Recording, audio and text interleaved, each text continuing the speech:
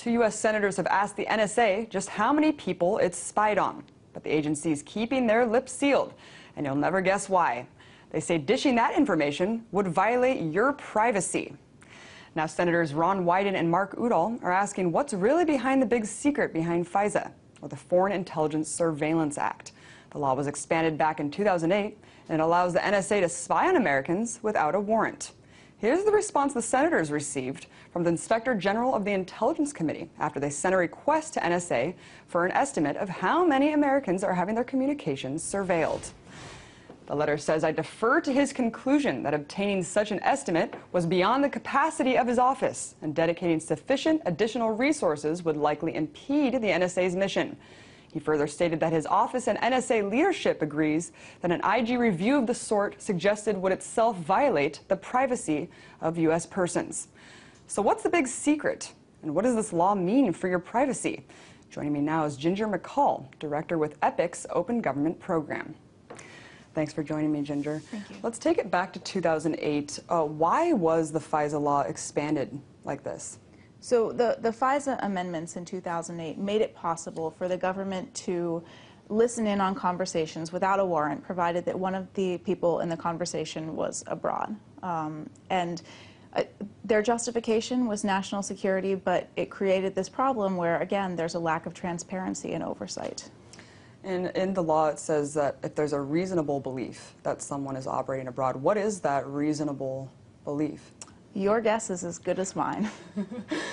And, why does this matter to people who say, I have nothing to hide? Why is privacy so important, Ginger? Privacy is important in order to be able to have a real, robust First Amendment. You can't have a robust First Amendment while you have the government looking over your shoulder, while you have them chilling dissent, listening, taking notes to what you're saying. There's no possibility for a real First Amendment. And doesn't the FISA law violate the Fourth Amendment? I mean, I thought that there was supposed to be a reasonable, probable cause to wiretap someone or listen in and surveil. Was that just kind of overlooked for terrorism? Well, yes, and actually that Fourth Amendment, that is part of the challenge that's going to be going up to the Supreme Court in a case that's coming up in the next year. So we'll see what the Supreme Court says, but it certainly looks as though there's a Fourth Amendment problem here. And let's talk a little bit about the NSA's response to the senator's request. They said it would violate the rights of privacy of Americans to know how many people we're spying on. What do you think about that kind of doublespeak? It's ridiculous. It's ridiculous that their Inspector General can't issue a report, can't do an investigation to find out what the NSA is up to, how many people they're surveilling, and what the results of that surveillance are is preposterous. Do you think that everyone would be too specific to tell them? That might be the right answer, actually. Again, the real issue here isn't the privacy problem. The real issue is the fact that the agency, the NSA in particular, but the intelligence agencies in general, want to operate without any transparency. They want to know everything about you. They want to know everything about me. They want to know everything about the American public, but they don't want the American public to know anything about them. What do you think this kind of just broad mandate of spying and surveillance does without any oversight? I mean, here we have two senators trying to gain oversight, trying to gain some sort of transparency, and there is none. I mean, what do you think this does? It's very troubling, especially when Congress, these are the people that we trust to be able to exercise oversight over agencies. We have Congress, and in this case, we have the FISA court. And neither of those bodies are really able to access all of the information.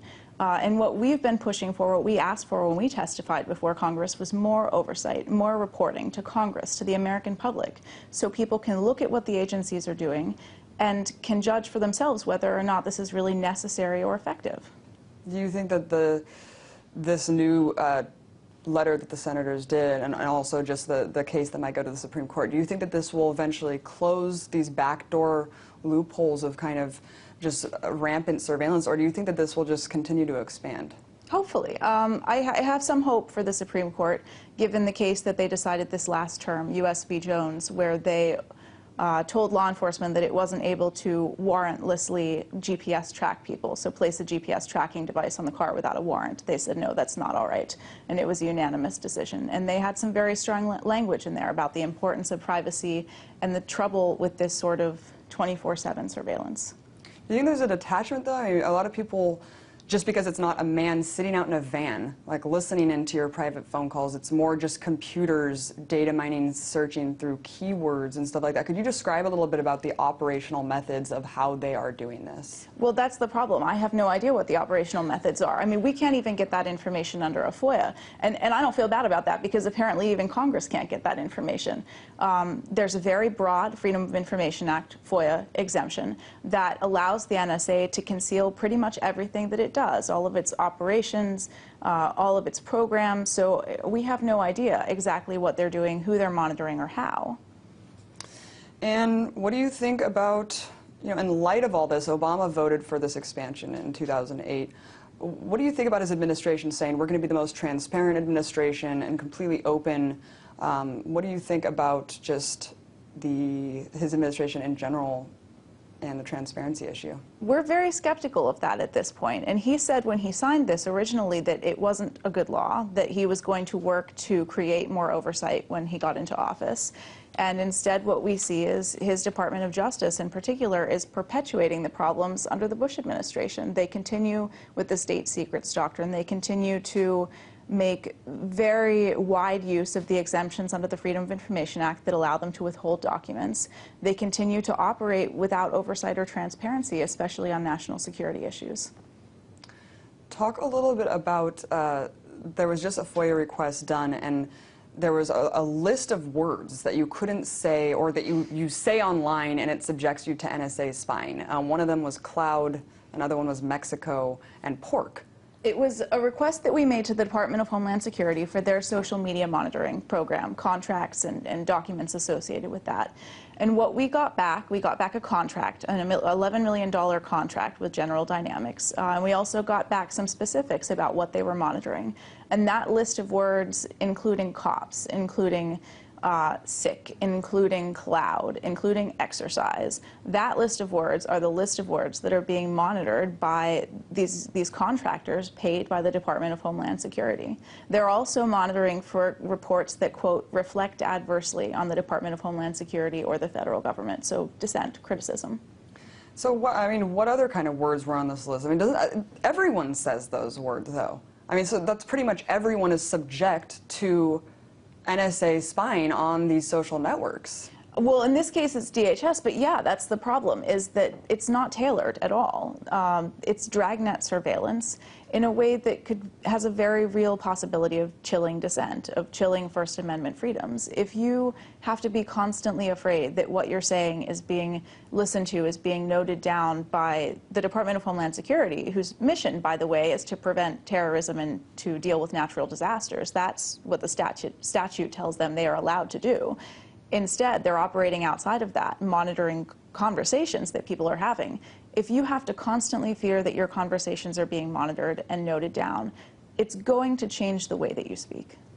The chilling effect, Jonathan Turley speaks very eloquently about that, but I wanted to just talk about these words one more time. I mean, a lot of people could look at these and just be like, this is an insane waste of time and taxpayer money that we're paying the DHS to monitor words that everyone would say on a daily basis.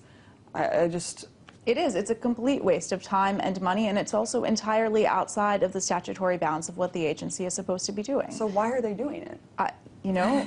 That's a question I would love to ask them. Unfortunately, we can't necessarily FOIA that. So I don't know. Barring, why don't you make a Freedom of Information Act request, I guess, to the government? We have no idea. It seems like it's not a well-tailored program. It doesn't actually forward any legitimate national security goals. It just seems like it's the agency protecting itself, playing a public relations role instead of a role that will actually protect people. It's protecting itself. Do you think it's almost to administer a chilling effect on dissent? You know, I really can't speculate, but I mean, certainly it seems like it's a public relations tactic to see what it is that people are saying about the agency that is critical, which is not what the Department of Homeland Security in this particular component is supposed to be doing. It just seems like privacy is so devalued, especially in a post-9/11 world. People are just seeing their privacy eroded day after day. It seems like there's another element of the surveillance state that's being ratcheted up. What is your opinion on the drone surveillance that's going to be instated in a couple of years? It's very problematic, and we're seeing more wide use of drones here domestically in the U.S. It undercuts privacy. The drones allow the government to see into spaces that they never would have been able to see into before. They have very high-resolution video capabilities and photographic capabilities, so it's very troubling. And we've seen little privacy oversight on this and very little privacy leadership. So we've been working on this a lot. Are there any privacy provisions that you think will be pushed to be put into the legislation? Is there anything happening so far with that? We hope so. We hope so. We haven't seen anything promising yet, but it's certainly something that we hope to see. There are a lot of areas of privacy that we need to see legislation on. We need to see legislation on mobile privacy. There are cases coming up now after that case at the Supreme Court about the GPS tracking, where the government is using locational data from phones. So the question is that a Fourth Amendment violation? Do you have a privacy interest in the locational data on your phone vis-a-vis the government, but also do you have a privacy interest vis-a-vis advertisers or third-party companies? So locational data, we need to see legislation about that. We need to see legislation about these sort of social media monitoring issues. I mean, there's a lot of things out there, a lot of privacy issues that we need to see some leadership from Congress on. It seems like Congress is waiting for a moment when the technology is just static, when we can all look around and say, all right, this is what we have in front of us, let's make some laws. It will never be static. The technology will always be advancing. There will always be new issues, and we need to deal with things now as they come up. Thanks so much for coming on. That was Ginger McCall, Director with EPIC's Open Government Program.